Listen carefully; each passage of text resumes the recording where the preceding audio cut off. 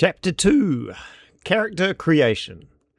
Now, I really like the idea of randomly generating a party where all the group composition conventions are just thrown out the window and the players have to figure out how to make it work with what they've got. You might end up with a party of casters with no tank to hide behind, or a group of rogues that are flanking this very noisy armoured paladin. Either the players have to make it work, or they're going to start to lose party members, and perhaps with new members starting, they'll bring a new working combination together. I also want to randomise the personality types, so there can be internal clashes and cohesion that can be role-played out, and even introduce more complex underlying secrets that the characters carry that will affect their decisions and possibly confuse the other players.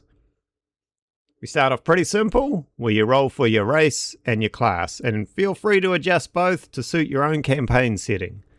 I'd avoid any race that's able to fly though, they always just break everything. And then next, once we've done that, we're going to generate the character's personality. This is to push the players a bit in their role-playing, and perhaps help justify any actions the characters are going to take. You can let them pick one of them as their dominant trait and the other two as their secondary traits, or, if you really want to push them, you just have the first role as automatically their dominant trait and the other two are the secondary. You should just use these as guidelines and let the players interpret these traits however they want.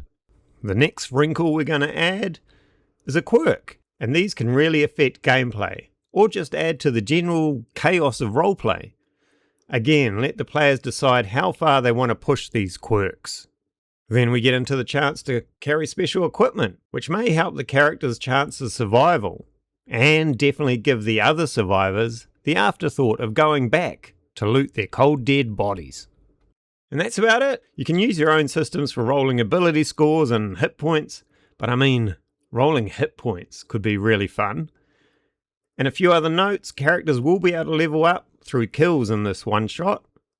I'd make it a rule they can only multi-class if they can explain how it happened, like maybe that first level sorcerer drew the attention of a god wanting to oppose the Bone Lord, and the character could take a level in Clerical Paladin. Otherwise they just continue to level in their current class. And that's it for the character creation system. Next chapter I'll deal with the death system, and how you bring in a new character when your character dies. Also in the comments, let me know what character you've rolled from these tables I've provided. So thanks for watching, see you in the next one.